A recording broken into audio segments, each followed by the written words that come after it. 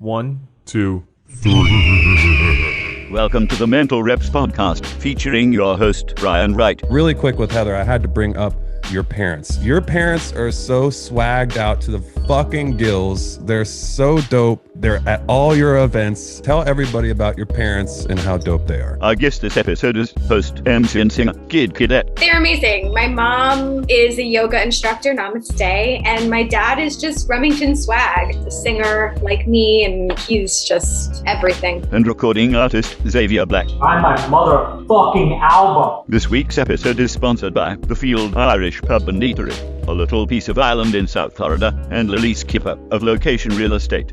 Now fade out that fresh ass beat, and let's get this bitch on the road. Welcome to Mental Reps Podcast. I'm Brian Wright. Hello. What's shaking bacon? I hope you're happy and healthy. Thanks for listening to this show. Watch it on the YouTubes. It means a lot. I really appreciate you. If you want to go support the show a little bit more, go check out the new and improved mentalreps.net. Giving away 50% of the proceeds to really, really good people, from the merch sales to Neighbors for Neighbors, awesome local nonprofit doing really good things for people in need. So when you go to mentalreps.net and purchase something, it's contributing to a great cause. So it's a win-win. Also, please go check out and contribute to the new Patreon for Mental Reps Podcast. I'm giving out exclusive content, personalized shout-outs in the podcast for the lower tier members, all the way up to yearly one-on-one interviews to be released on all the platforms for the God tier members. The tiers start as low as $3 a month. So please go, if you can, spare a couple bucks a month. You can help out the show in a big, big way. Really appreciate our very first Patreon, Frank Rogers. Also, Lilli Schipper and Kyle Wright. Huge shout out to the Patreons. Really, really appreciate you guys. We love you. My guests today are a few old friends of mine who are up to big things. Really glad that you guys are going to get to meet them if you haven't already. Let's start with Kid Cadet, aka Heather, as you'll hear me refer to her in the podcast. She's got an awesome new podcast called Talkulture. That's one word with a K, and she does it with her friend Danica. They have really good guests, and really highly suggest you go and check that out. Go subscribe, hit the bell, comment, do all the good stuff. Really, really good show that she's got going on there. Want you guys to go check it out. She's also ringside announcer. She's a panel moderator for SuperCons. She sings. She's like the quadruple threat. She's a very, very talented person. Looking forward to you guys hearing a little bit more about her. Also, my man Xavior Black. He's got a new album coming out September 9th. These are really great human beings. I know you guys will love them and what they do. Please go support them. I promise it won't be in vain. These are two rocket ship human beings. We'll be only flying higher and higher. So trust me when I say you'll be hearing a lot more from these two in the near future and beyond. So I can't wait for you guys to dive into the chat. But first, I have to tell you about my favorite people. The people of South Florida's authentic Irish pub and eatery, The Field, the official sponsors of Mental Reps Podcast. Dopest Irish pub in South Florida, period. I promise you that. We're talking multiple bars, Guinness, so much more on tap. Irish car bombs, anyone? Really awesome surroundings, and the aesthetic is just really cool. You come in, there's a banyan tree out front. It's all wood, the wood creaks on the floor when you walk across it.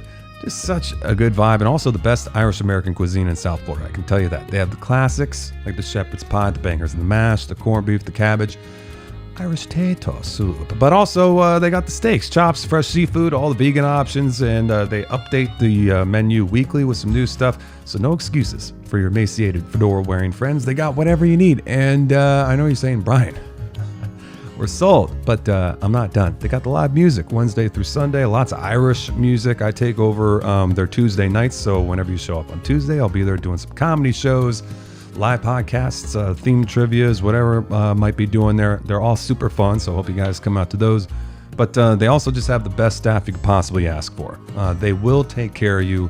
That is a guarantee for me. I promise you that. But if you're staying in, still want that authentic Irish experience, don't sweat it. Go to thefieldfl.com and enter code word reps20 for 20% off your entire online order. That's 20%. Go get that. Again, thefieldfl.com, code word reps20. And I got a bunch of events going on at the Field, including a live comedy night Tuesday, August 24th at Shamrock Comedy Club with headliner Ricky Cruz. This dude is super funny. Really look forward to you guys checking this one out. Lisa Correo is going to be there featuring act. Her buddy John Vargas and also Jackie Sanchez serving as host. It's a stacked lineup. Guaranteed laughs. Come out for a good time. I also have Star Wars trivia August 17th. Game of Thrones trivia on the 31st. And I have another Dirty Bingo coming up Township, downtown Fort Lauderdale, Wednesday the 25th. So keep an eye on the social media pages if you want more info at BMW On Air, my Brian Wright On Air Facebook page in particular. You find all the upcoming events and shows on my events page there, so go check it out. Also, huge shout out to our sponsor, Lilli Schipper of Lokation Real Estate, one of South Florida's premier real estate agents. If you are in need of some help navigating this crazy ass real estate market we got going on in South Florida right now, hit up my girl Lilli. She will take care of you. Lilli Schipper. It's Schipper, pronounced Skipper, but Lilli Schipper of Lokation Real Estate. Tell her I sent you. She will take great care of you. I promise. You also find her on the social medias at Lilli Schipper. Give her a follow. See for yourself. She's a badass. All right. Paid the bills. Let's get to the conversation. A couple old pals of mine. Please enjoy my chat with Kid Cadet and Xavier Black.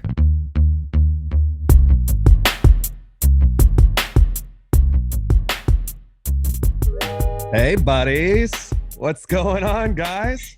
How's it going? I've got a couple friends with me who are doing big things, and this is gonna be fun. This is the first interview I've done over Zoom where I have both of you guys in there. So there's three of us. So this should be interesting one way or another. But thank you for coming on.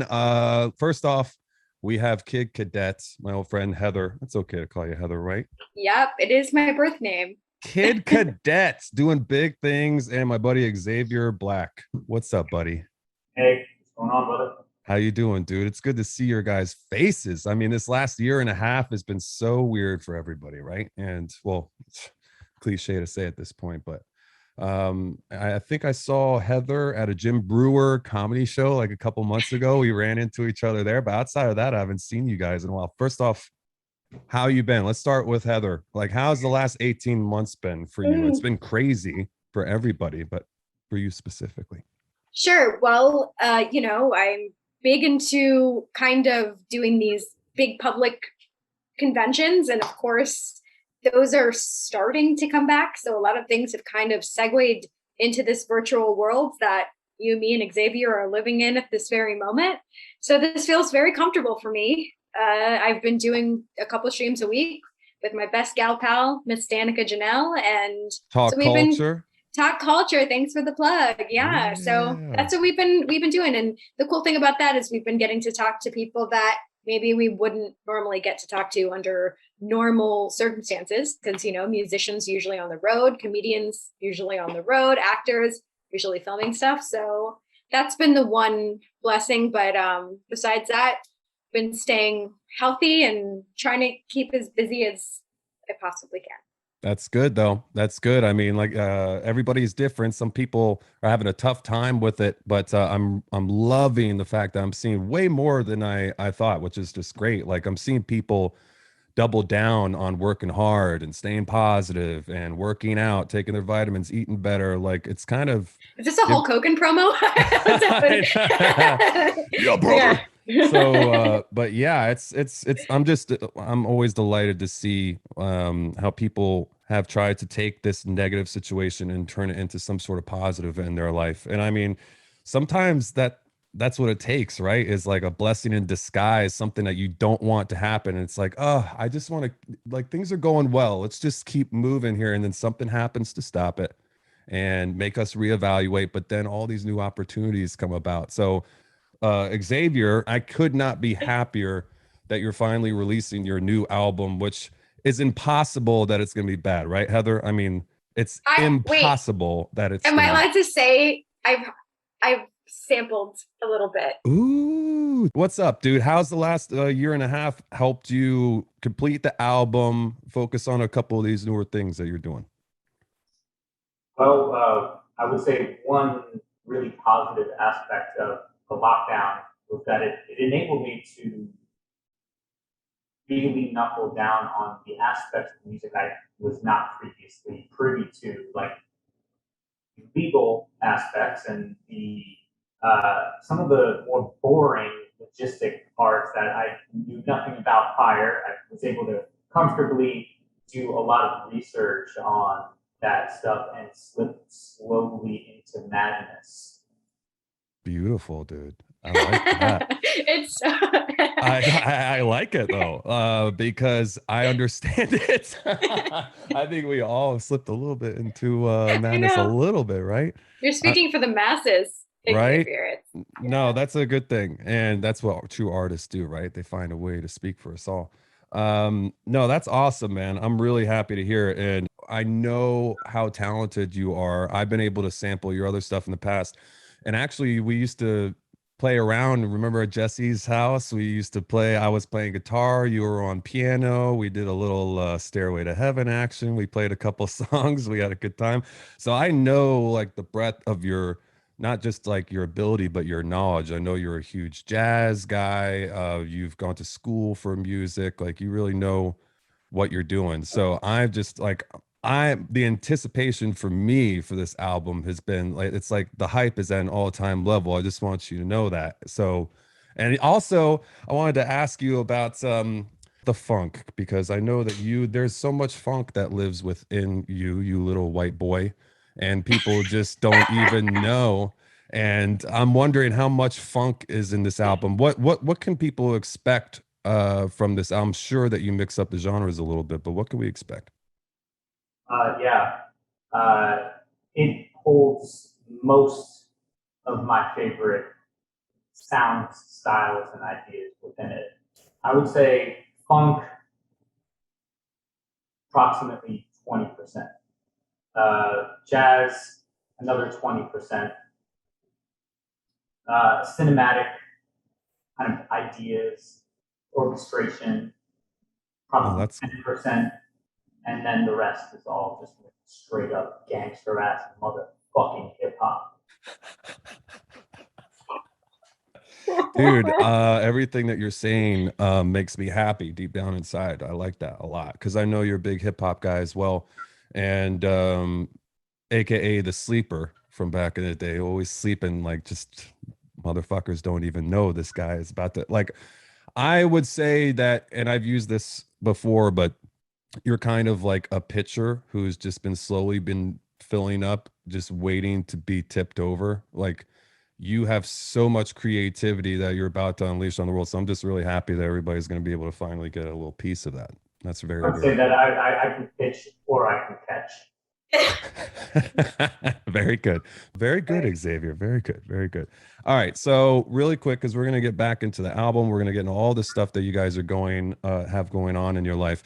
But really quick with Heather, I had to bring up your parents. Your parents are so swagged out to the fucking gills. They're so dope. And they're at all your events. And I just want to talk about your parents for a little bit. I mean, I don't even know what I want to ask you about them. I just want to talk about tell everybody about your parents and how dope they are.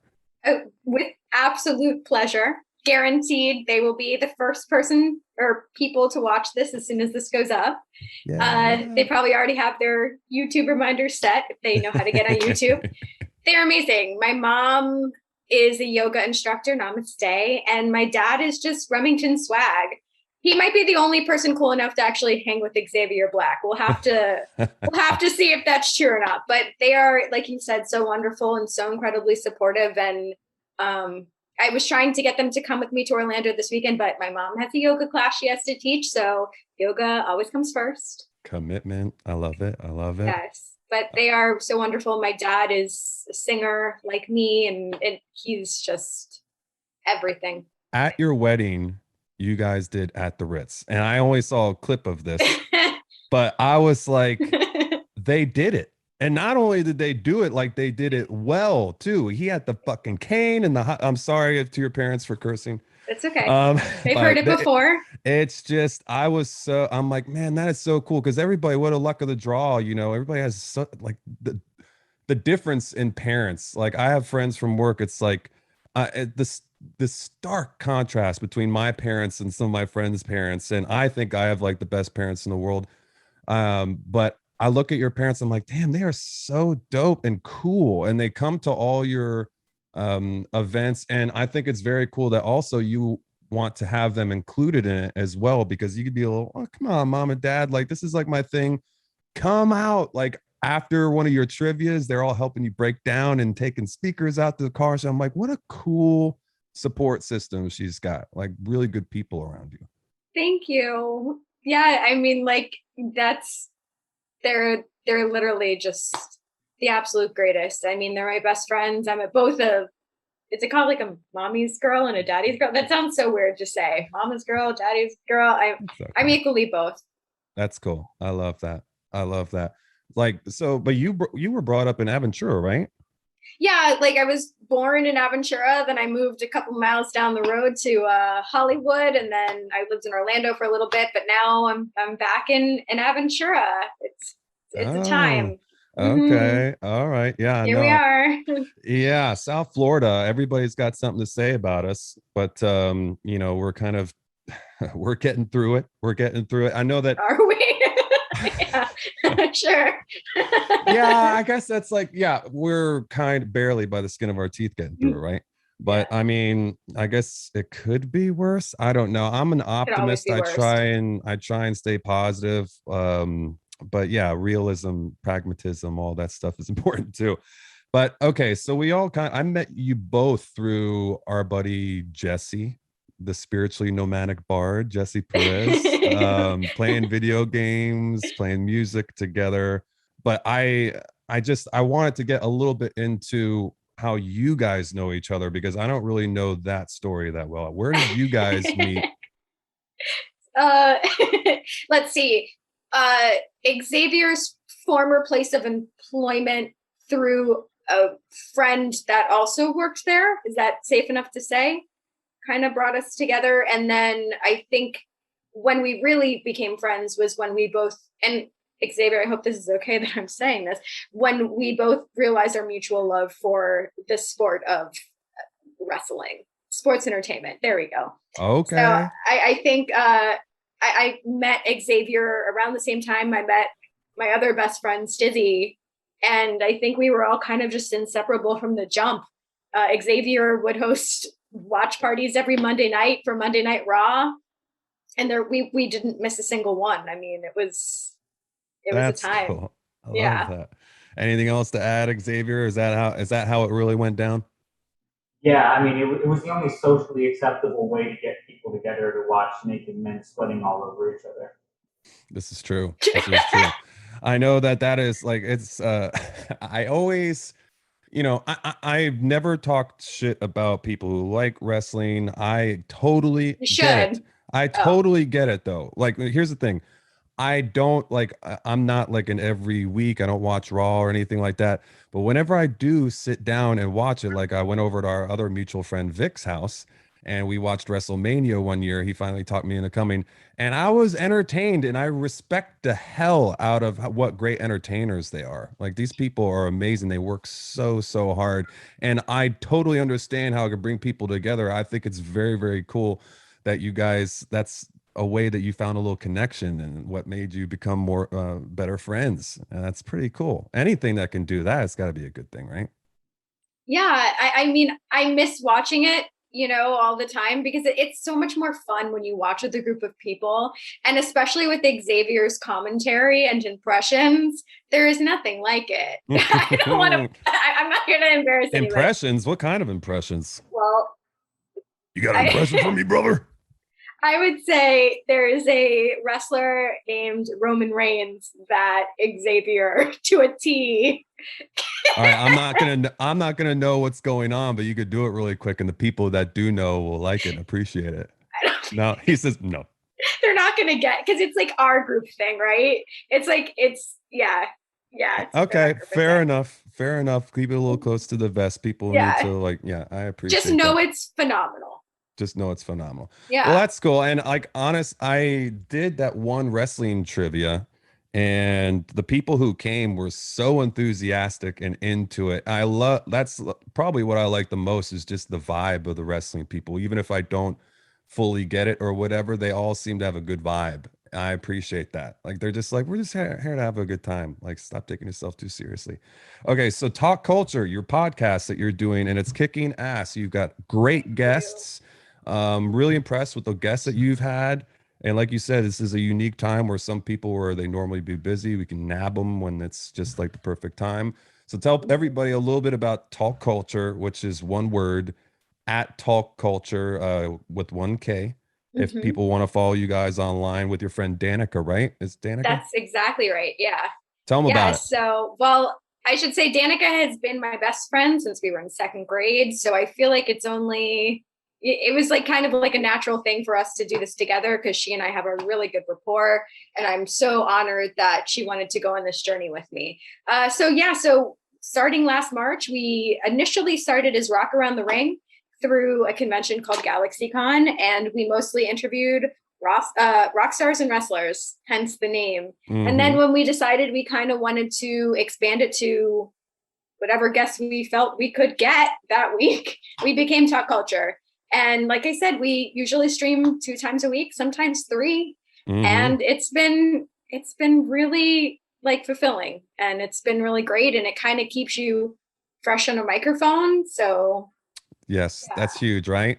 I know with trivia, you gotta know that as well as like it will help you when you're on the mic multiple times a week. I used to do it when I was just starting out on radio. It was driving me crazy because I wasn't getting like enough reps on the air. I'm like, I'm getting stale. I need more shifts. And once I started getting more shifts is actually when I started getting better, ironically enough. And it's something that it's weird, like for people when think about it. But I wanted to ask you about that, Xavier. It's been a year and a half. How have you? Are you just practicing and playing nonstop? I know you play just for the enjoyment of it, but is that how you keep your skills sharp? Because eventually you're going to be getting out in front of people performing these songs. What are you planning on doing, or what are you already doing to prepare for that? Most of the time, I'll just, in my cocoon. It's like a musical cocoon created by lockdown.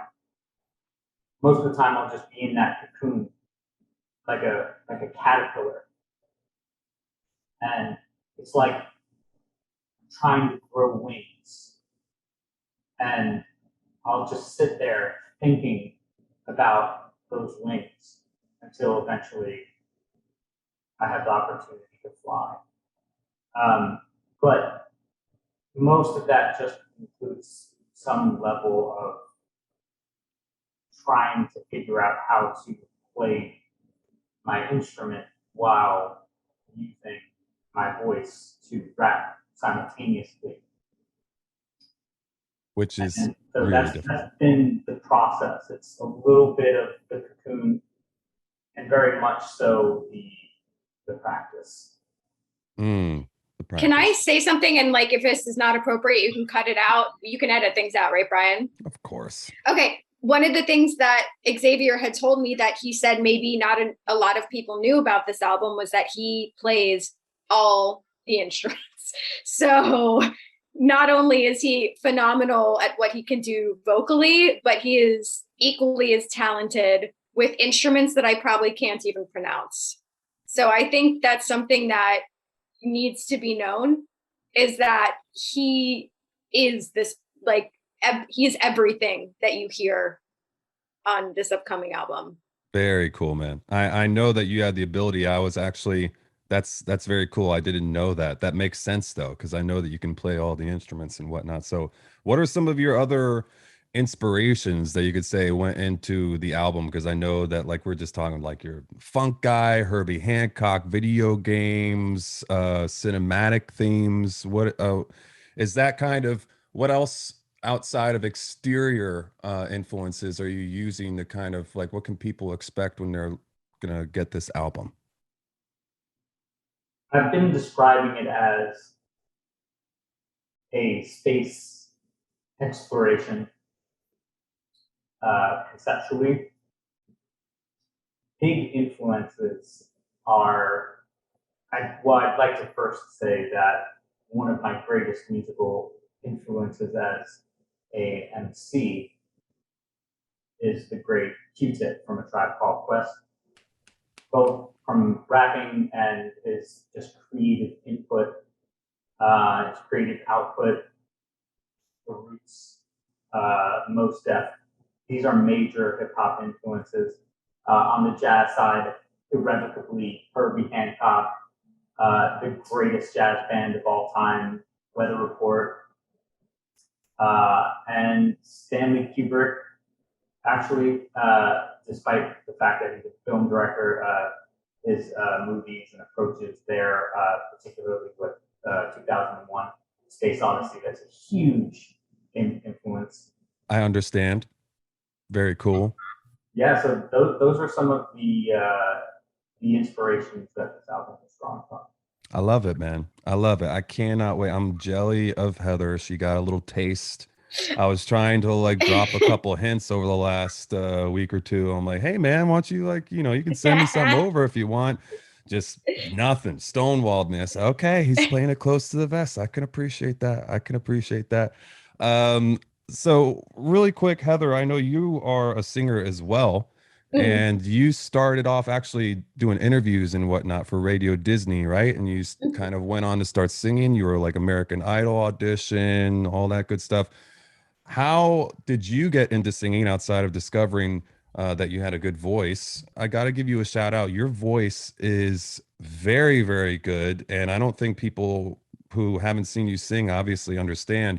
But tell people a little bit about how you sing. You do some stuff with the guys from Blue October, who we both know a little bit. I think you know them a little bit better than I do at this point. But tell everybody about your singing and what you have some stuff out there as well people can listen to. Sure. Well, side note, I've been lucky enough to get to sing with Xavier while he's, what do you call it? Like the key, like I'm trying to think of like the fancy word, whatever, on the keys. And that's always so much fun because I think we harmonize really well together. So that's something that once the world opens up a little bit more, we'll have to do again. How did I get started? So my dad's a singer and he has a phenomenal taste in music, I also have to say. But the first time I ever like knew I wanted to be a singer, and this is like such a weird story, was I was in the Aventura Mall and I was coming down an escalator and I slipped on a piece of paper. And the paper said that the next day they were having auditions for the next Annie on Broadway. And so I was like, Annie, I can be Annie. Like having never taken a singing lesson or really been a singer, I think I was like 8.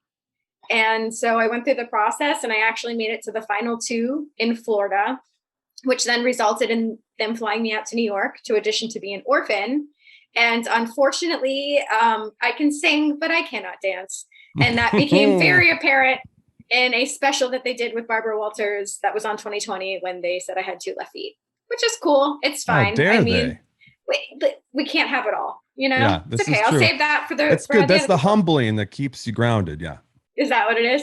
But yeah, I just, I've essentially been singing my whole life. At first, I really had my sights set on Broadway, but unfortunately, people like me, the way that I look, doesn't always attribute to doing a show like Oklahoma or even Little Shop of Horrors. I've put myself in a box. That's okay. I like the box I'm in. I know, but that's just the way the world is, I mean, I guess I understand that to a certain degree. You just gotta we're not like all Beyonce. We're not going to fit into all these different boxes. We are who we are. And that's what's No, I think we're all Beyonce. I think it's fine. I'll be the Kelly.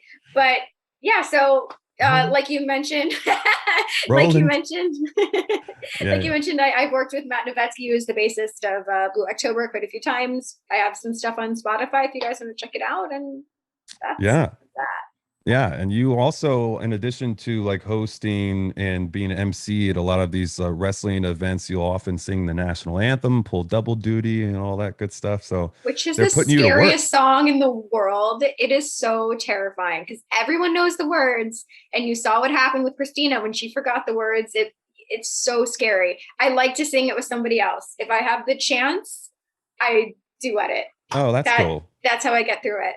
Interesting. Yeah, that's one of those that people just, when you get it right, people are like, okay, they don't really think much about it. But when you get it wrong, people notice. And it's that, of course, that in the land of the free note, that what like it's got to be a little stressful to go out and do that. Once you get to that part, you know you're about to hit and the home of the brave, and you're in the, you know, the clear. So it's not like I'm good at that part. I'm good. I'm not worried about the note. Yeah. But you even won a Latin Grammy for your work on a song with Don Omar. Yeah. Oh my Look God. at you So go. weird. Wait, I don't know if you've heard the song or not. And that's okay if you haven't, because not a lot of people have. I haven't. So the thing with this song, it was Don Omar, the rapper Mims, who did that song, This Is Why I'm Hot, Hot, This Is Why I'm Hot, right? So they brought me in for my ability to talk in a British accent, and I am only speaking on the song. I am not singing on it, but I still by proxy. Oh God, that do you have it? Do you actually have a No, physical... but what I do have, hold on, I'll show you what I do have. 1 second, hold on. Okay, take your time, take your time. Right here. Plugging myself back in. My friend Elgin, aka Cause, made me a cardboard cutout. This is my cardboard Latin Grammy, uncredited Latin Grammy FML. There it is. It lives in my drawer. I love it. That's cool though. I mean, not a lot of people can say that they got a Grammy, girl. I mean, that's pretty fucking cool. No matter how it happened or whatever your part was in it, that's pretty dope. And be like, yeah, I got a Grammy, no big deal. You know.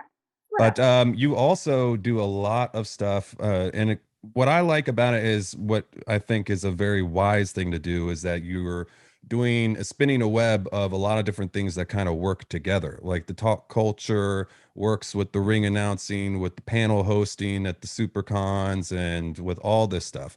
So tell people a little bit about how you got started with the SuperCons and hosting those panels and whatnot. I know Michael Broder, I believe his name is, the guy who kind of runs that shit, right? And he's kind of the guy that you started working with when and met, and he kind of helped get you into it, or how exactly did that work?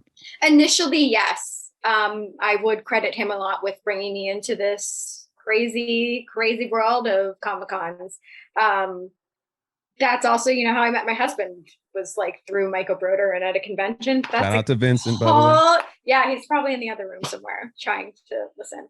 But yeah, I started about 7 years ago at SuperCon, and now I work for a bunch of different conventions. No longer SuperCon, because they're now owned by Reed Pop.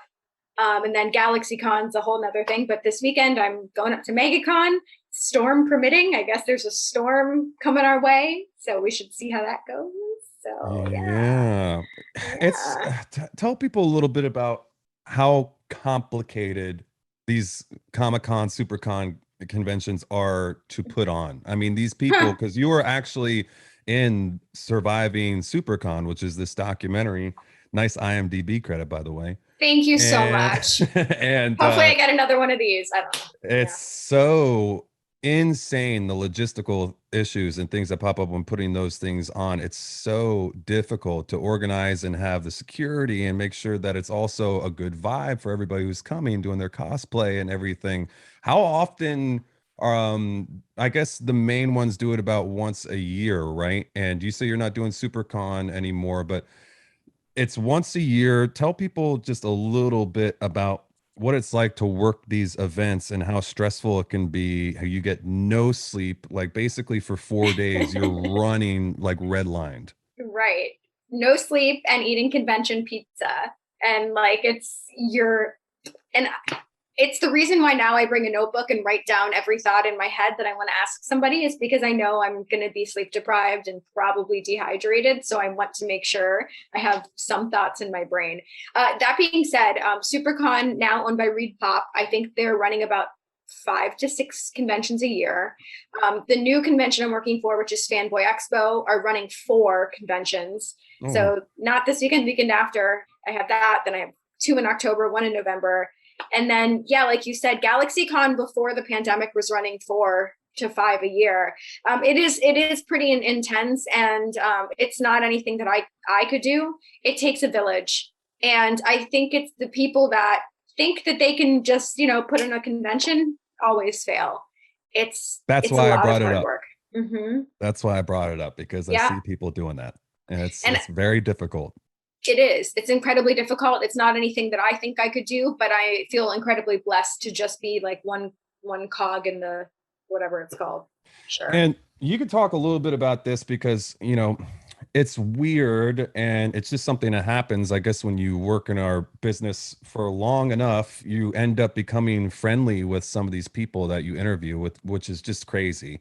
But it happens, and you've actually been able to. I see you friends with a decent amount of these people. Dave Bautista and Mick Foley was in your wedding, officiated your wedding. Well, first off, I have to mention this, Michael Rooker. This is one of the reasons why I brought it up. Fucking love that guy, by the way. I'm like one of his biggest fans. And I've seen his, and this isn't why, but I've seen that guy's ass more than any other male ass in my entire life, because he was on Mallrats in the scene where he, and the towel comes off, and it's like the first scene in the movie.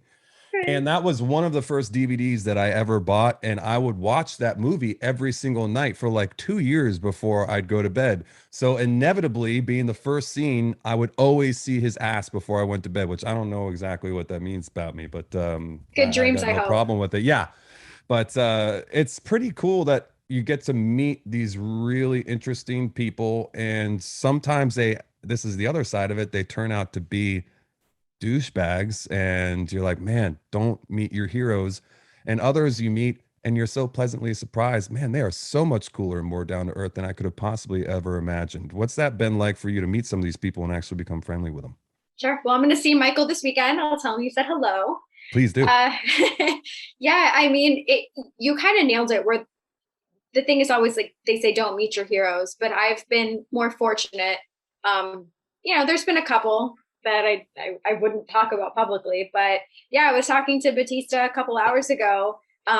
He's filming Knives Out 2 now. I don't think I'm allowed to say like where he is now. I don't think it's public, but yeah, he's become a really good friend of mine. We've gotten tattooed together.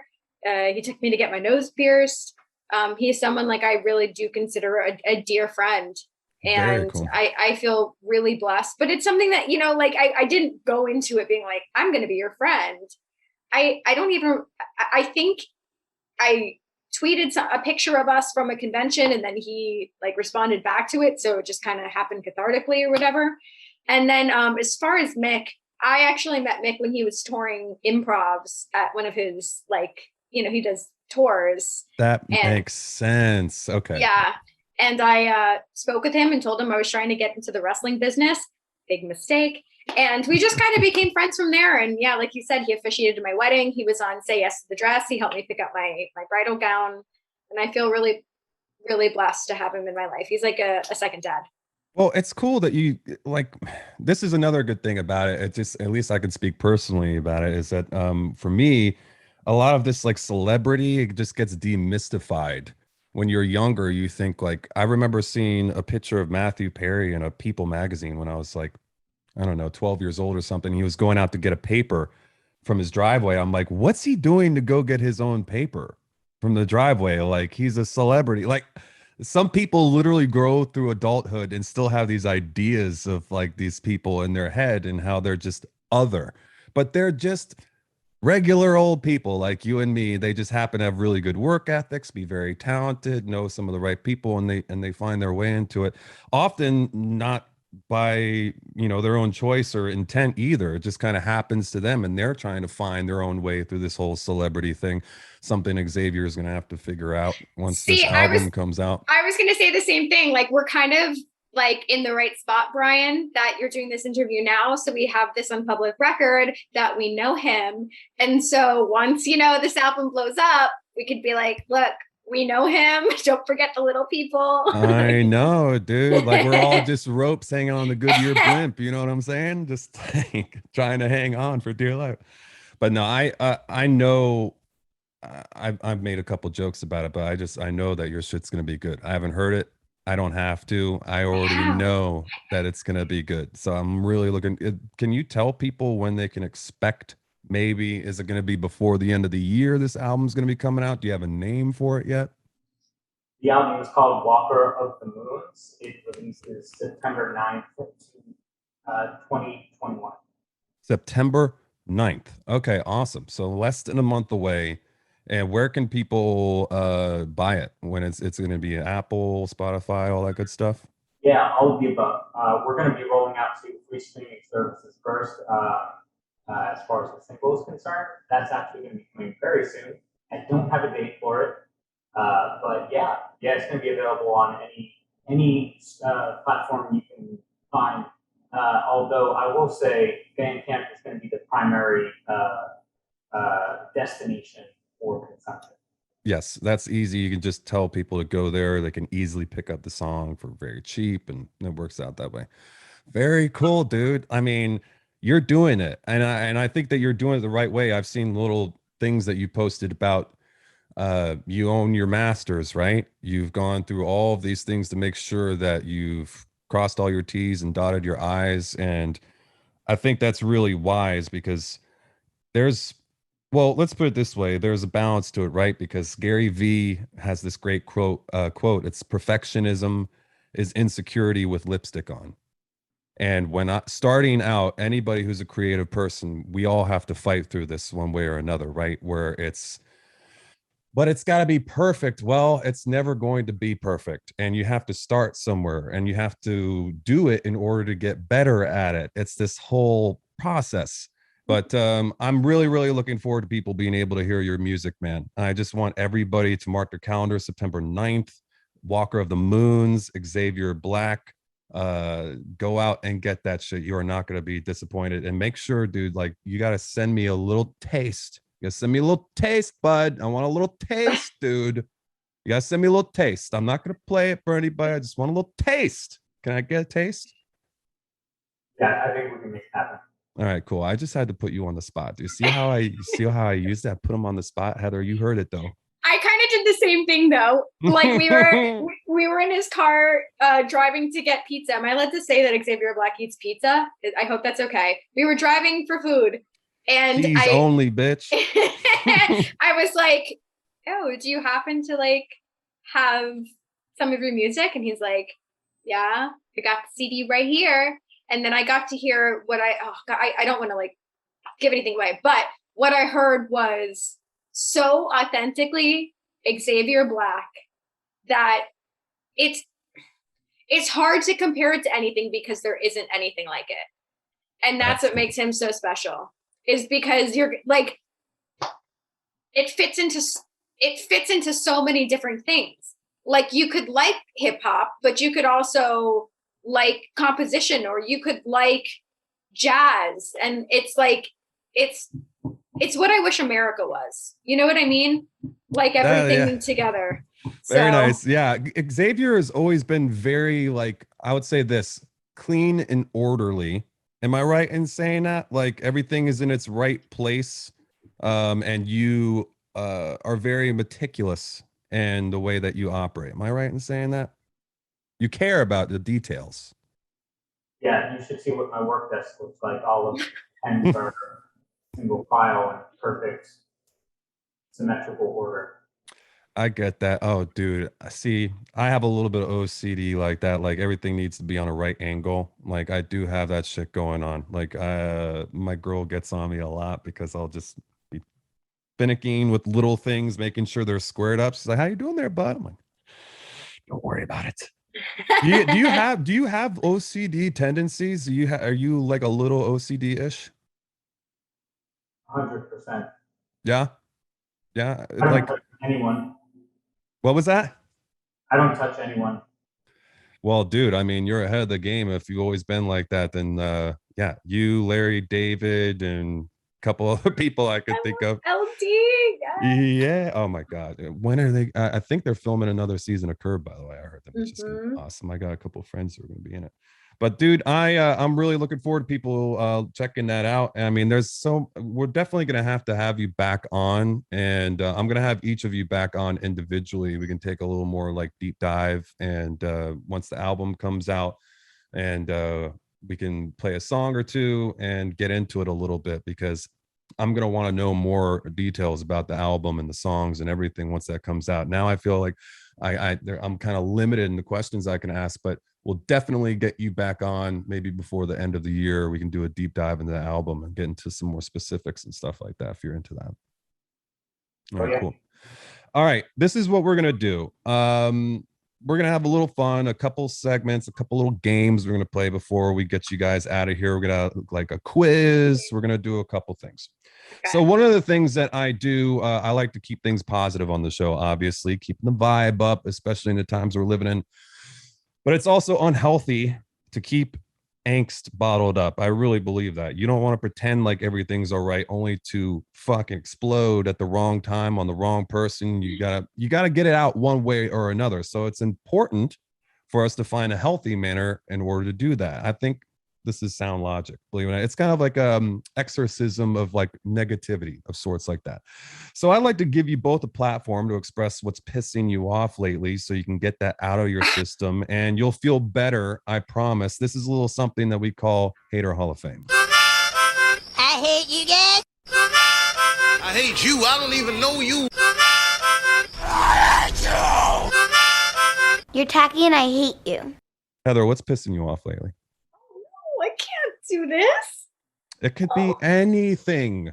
And Okay. don't tell, I know you're a positive person. I am, but I got one. All right, You cool. ready?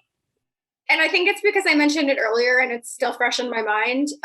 Hurricane season. Like it's happening. We're in the thick of it. And it's one of those things that people want to say that the climate isn't changing. Well, I think that history is proving otherwise. And we have a storm now barreling towards us. Now, mind you, it's 5 days out. Anything could happen. But Fred, I'm not, I don't want to meet you. You know what I mean? Like, stay where you are, dissipate, like whatever storms can do to not affect. I don't want it to affect anybody. You know what I mean? Yeah. And then whatever storms are coming, Elsa too, like she really tried to come for us also. And go back to Frozen, bitch. Nobody wants to be the snowman. Get the fuck out of here. Let it go. Yeah. So let it go. Yeah. So I think that's the most PC political way that I could express my hatred is for hurricanes. Not the you. No, good answer. Yeah. And good clarification. Good clarification on that. Yes. That's very important. Nothing bad about the you. You're cool. Storms, not cool. No bueno. All right, Xavier, what about you, bro? Oh, God. I have to say what's really been pissing me off lately is the fact that I'm running out of space. Matter of fact, I'm running out of patience with the job that I'm at. See, I was never meant to work out in the world because I don't fit in with the normal boys and girls. I be getting mad when I'm mopping up the floor society is made to keep the poor folks poor. So if I take a chance and follow all my dreams, I'm destined for a life of keeping toilet bowls clean. I tried to do my best, but how could I prepare to be the only circle in a world full of squares? But how did I get here? And who did I become? I really just arrived at the place I came from. Can we dude, that was fucking dope. Yeah, give him that Latin credit. I love that, dude. I'm not even gonna add to that. Very well done. Perfect answers. All right, we're gonna go into mental reps questionnaire. Pop quiz, hot shot. Why so serious? What's in the box? What does Marcellus Wallace look like? What do you mean funny? Funny how? How am I funny? Answer the question, Claire. Are you telling me you built a time machine out of a DeLorean? You want answers. I want the truth. You can't handle the truth. Is Darth Vader my father? For real, B? I want answers. Without a good question, a good answer has no place to go. It's time for the mental reps questionnaire. That beat is by our man Jeff Dawkin, by the way. God, I fucking miss that guy so much. Shout out to Jeff out in Cali. All right. If you could meet anyone, current or historical, and spend the day picking their brain, who would it be? Okay, is this current or historical? Yep. So the first person that's coming to my mind would be, I'm going to say John Lennon.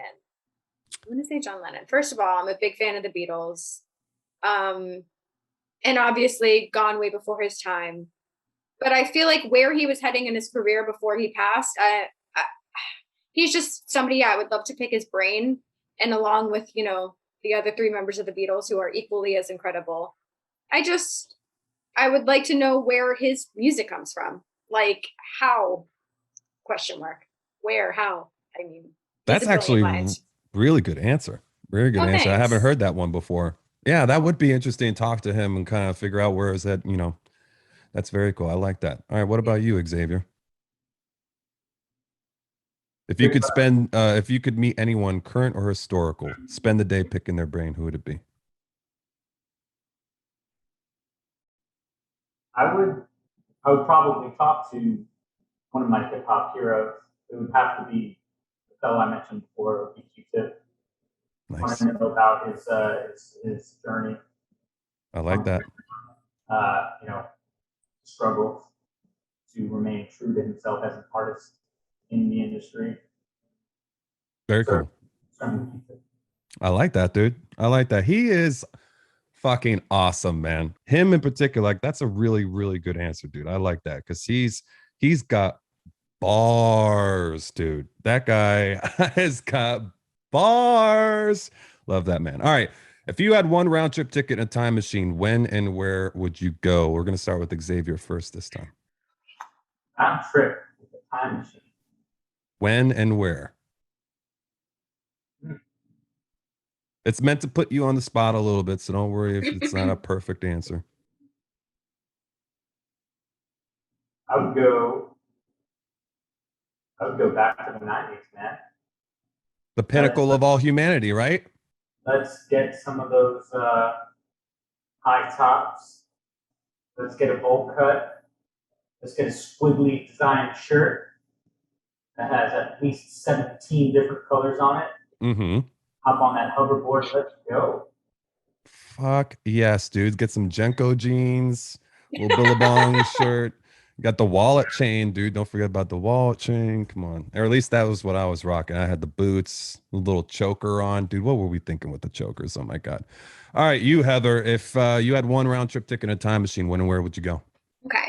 Well, time machine is what got me thinking here. And I recently watched a documentary on Back to the Future on Netflix, and it's amazing. So obviously we know in Back to the Future, he goes back to 1955, goes to high school with his parents. So I think I would like to go to the 60s, and I would like to go to Penn State to be able to like hang out with my parents just to see what they were like, you know, in their 20s. I think that'd be really cool. Yeah. I like that. Yeah. Oh, plus I love the style. I love the music. You know, it's just, I think that'd be really fun. I think 60s speaks to me. So yeah. Same here. I think I would have thrived in the 60s. I think that was very, very cool. And you get to see like what molded your parents, which in turn ends up molding you. That's a very good answer. I like that. Thank you. Okay. I'm going to ask this to Heather first because I know that Xavier is going to need like an extra 30 seconds to think about this. If you could create a Woodstock type music festival featuring 5 musical acts from any era or genre, who would they be? Okay. Just 5? I know. Okay. So, well, I have to, of course, shout out my favorite of all time, Alice Cooper. He's my number one. If he's not there, I'm not there. Nice. So, Alice Cooper.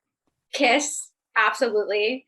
And this is because the two of them put on the greatest shows. So to go with that, I'll also have to bring in Motley Crue, but not current day, like Vince Neil in his prime. Yeah, so we like have 1987 or something like that. Yeah, we'll go with that. Okay. Because I'm biased, I'm also bringing Blue October. They get to come along. They've also opened for Kiss before, so like, come along. Here you go. And I have to have a 90s band, so I'm gonna say Soundgarden. Okay, very nice. Chris Cornell up there. I like that.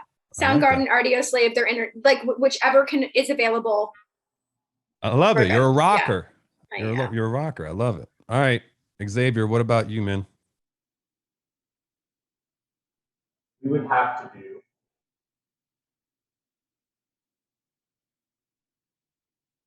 Johann Sebastian Bach. Fuck yes. Dig him out of the grave. Put him on stage in front of a bunch of really frightening, intoxicated people. Yes, I like that. That's strong one. start. Strong start. Number 2. I think I'm going to have to pull everybody from the grape on this one. It's Woodstock, so obviously Jimi Hendrix. Very nice. Strong. I mean, come on. He's That's two. synonymous. What'd you say? He's synonymous. Synonymous. All right. Got to open it up with the national anthem. Right. Number 3. Jaco Pastorius, the greatest human being to ever touch the bass guitar. Very good. That's a certain show. That's a nice pull there, dude. I like The that. only person I can think of who could follow Jimi Hendrix. Nice. The question is who could follow him? Miles motherfucking Davis. Goddamn. And then I knew that he would be a good person to ask this question too. Yeah. And then we're gonna have to close it out with Prince, because there just has to be a show that exists in some multiverse that includes Jimi Hendrix and Prince simultaneously. Dude, that was I gotta say, top 3 strongest lists I've ever gotten from that question. Very, very nicely That was done. good, Xavier. Yeah, that was I'm nice. changing my time machine. I'm now going to Xavier Black's Woodstock. Oh, I'm kidding. That'd be great, though. I'm into it. I'm shocked though, Xavier, because and obviously, like, I think you went with really good choices, like you said, all deceased. Shocked that there wasn't a little Peter Gabriel in there. Or Herbie drizzle. Hancock. Or yes. Oh, Peter Gabriel, dude, a little sledgehammer. So you got to limit it to 5. I mean, that's the challenge. That's the challenge of it too, right? But that was a strong list, and I was actually lucky enough. I never saw him perform a full concert, but I went to a Lenny Kravitz concert, and Prince came out on stage with like this black lace, like get up that only he could wear. Like 0 other people on the planet could pull this thing off, and he came out, and his hair was like teased up, like it like I can't describe. It looked like 50s women hair or something. Like it was bouffant and beautiful, and like he had this beautiful. I was like, God damn, I've never seen a human being like he just came out on stage and was like, fuck you all, I'm Prince, like check this out, and just blew all of our fucking minds with one song. I was like, God, man, I wish I would have seen him in a whole concert. All right, you both had very good answers there. 2 more. Who would you want to play you in a movie? Xavier Black. Brian Wright. How dare you? How dare you? Are you available? I appreciate the I did do some very strong acting work as an extra in Transporter 2. So I think I might be able to pull it off, but give me a real answer. Is that that can't be the real answer? An actor that I would want to play me. Yeah. Mm-hmm. I like that though. I've always been told that I look like Robert Downey Jr., Woody from Toy Story. So it would have to be Woody from Toy Story. Oh, dude. Okay. Good answer. That is correct. That is correct. Very nice. Heather, what about you? I have to only because I think she's the next future star. I'm going to say Florence Pugh. I hope I'm pronouncing her name right. Pugh. She's in the new Marvel Black Widow movie. She plays the sister. She was in Fighting with My Family playing Paige. How do you spell her last name? Pugh. Okay. Yeah. We don't look anything alike, but I think she can really get my spirit of me. I don't know. That's a tough one. I don't know. That's hard. I'm impressed with the answer. I mean, I see what you mean by like the spirit. I see her here with like some purple hair and stuff. Like she could get And into she the sings, character. and she is so talented. I mean, she's an Academy Award, I think, nominee. I don't know if she won, but she certainly deserved it. Very good. I like that. All right. This is the last one. If you had the world's attention for 15 seconds, what would you say? We're going to start with you, Xavier. Buy my motherfucking album. That is right. That is correct. That is correct. Very good. Heather, if you had the world's attention for 15 seconds, what would you say? Buy his motherfucking album. Okay. Let's see. Just love each other and don't be so mean to each other, because you never know what someone's going through. And at the end of the day, we're all made up of the same materials, you know, whatever color, religion, race, whatever side of the political wall you're on. We're all the same. We're all strong. I like bones. What'd you say? And punch a Nazi. And punch a Nazi. Yeah, whenever possible. I like that. I like that. Okay, we got the quote of the week. It's from Scott Adams. Creativity is allowing yourself to make mistakes. Art is knowing which ones to keep. What do you think about that, Xavier? Yeah. Sounds about right. All right. I like that. Yeah, I just think for creative types that it's like picking and choosing. It's not, again, all about being perfect. Sometimes the most important notes are the ones you don't play, right? So Kid Cadet, at Kid Cadet on all of the social medias, Talkulture. I also want to say I'm now doing a podcast with WWE legend Gangrel. It's called the Fangin' and Bangin' Podcast, and you can listen wherever you listen to your podcast. Very good. I love that. Okay, I gotta check that out. Yeah. Anything else that you feel good about it, Xavier? You feel good about it, Heather? Did we get it all across? Oh my God, I just realized you got the piece of aggro crag right behind. Oh my God. I know. Isn't it beautiful? It's so sick. Xavier also owns a piece of the aggro crag. We're not going to tell how we got them either. Bro, all I know is that was the dream. Let's go to Mo for the rules. Mo. I mean, come on. That's fucking legendary shit here. Okay. I love it. You guys feel good about it? Thank you guys for hopping on with me. Of course. Thank you. You did such a phenomenal job. And I'm glad we all finally made this happen. This was a long time in the works. And, you know, it's hard with everyone's schedules, and Xavier's been, I mean, it's really it's been his life. This has been his child that he's about to release into this universe. And we're so fortunate enough to receive your child. Yeah, man.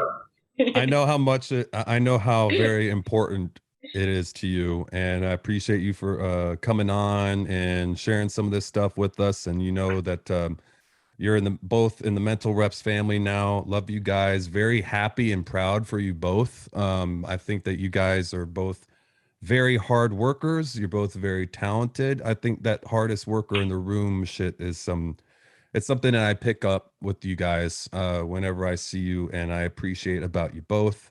And I'm just happy. Anything that you guys got coming up in the future, I'm happy to support it in any way. And we'll get you both back on individually so we can take a little bit more of a deep dive. But I had fun, and I hope that you guys did as well. And I thought that you guys were fantastic. So, all right, you guys, you're in the Mental Reps fam. Come back anytime. We'll see you next time. Thanks, guys.